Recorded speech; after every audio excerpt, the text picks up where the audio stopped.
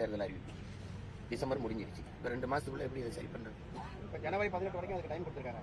ஈடுபட்டவர்கள் சேர்க்கறது போறோம்னு சொல்றாங்க. இவ்வளவு பதட்டமான சூழல்ல வந்து இந்த நாட்டில் மக்களுக்கு இருக்கிற குடிமக்களுக்கு இருக்கிற கடைசி மதிப்புமிக்க உரிமையே இந்த வாக்கு தான்.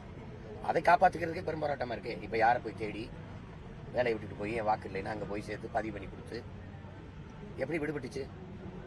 அப்போ என்னமா வேலை செஞ்சீங்க?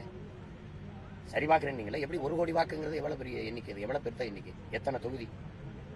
இது அங்கே 81 லட்சம் வாக்கு எடுத்தீங்க. பீகாரில் 81 லட்சம் வாக்குல அதிகப்படியாக இஸ்லாமியர் வாக்கு எடுத்தீங்க. உங்களுக்கு எந்தெந்த வாக்கு இல்லையோ அதெல்லாம் தூக்குனீங்க. 40 லட்சம் வாக்குக்கு மேலே இங்கே வந்து அவங்களுக்கு இல்லாத வாக்கை எடுத்துருப்பாங்க. இதாவது நடந்தது. நீங்கள் சொல்றது என்ன? ஒருவர் 2 வாக்கை பதிவு செய்கிறாரு, 2 இடத்துல வாக்கு வச்சிருக்கிறாரு, அதை கண்டு நீக்கணும். இறந்தவர்களுக்கு இந்த வாக்கு இருக்குது, அந்த இறந்தவர்களுக்கு வாக்கு பட்டியலேருந்து நீக்கணும். அவங்க இறப்பு சான்றிதழை ஒப்படைச்சிருப்பாங்க, அதை வச்சு நீக்கணும். இவ்வளோதானே அது ஒரு எளிய வேலை. அதை விட்டுட்டு மொத்தமாகவே நீங்கள் பதிவு செய்யுங்கன்னு ஒரு குறுகிய காலத்தை கொடுத்து இப்போ அறிவிச்சு வந்திருக்கு. சரி, விடுபட்டுருக்கு, 1 கோடி வாக்கு விடுபட்டுருக்கு, இன்னொரு 6 மாதம் இருக்குன்னா மக்கள் அதை பதிவு பண்ணுவாங்க. ரொம்ப குறுகிய காலமாக இருக்கு.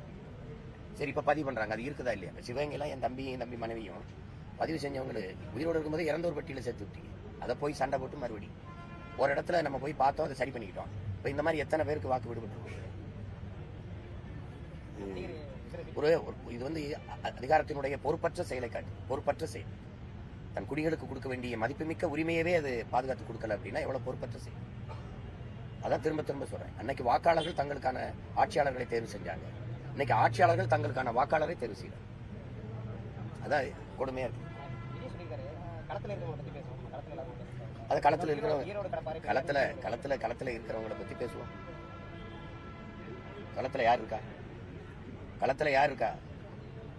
கட்சி ஆரம்பிச்சு விக்கிரவாண்டி தேர்தலில் நிக்காம ஏன் பண்ணாரு? கட்சி ஆரம்பிச்சு ஈரோடு கிழக்கில் அதே அங்க கடப்பாறை இருந்துச்சு, அங்க வந்து நிக்க வேண்டியது. கடப்பாறை பிறந்த ஊர்ல திமுகவும் நாம் தமிழர் கட்சி தானே மோதிச்சு ஈரோடு கிழக்குல. எல்லாரும் போயிட்டாங்களே. இந்தியாவை ஆண்டு கொண்டிருக்க பாரதிய ஜனதா வரல, அதிமுக வரல. களத்துக்கே வராதவர் களத்தை பத்தி பேசுறதா ரொம்ப நகைச்சுவையா இருக்கு. களத்துக்கு ஏன் வரல? 24 பாராளுமன்ற தேர்தல் உங்க கொள்கை எதிரியை வீழ்த்த நீங்க எவ்வளவு களத்துக்கு வந்தீங்க?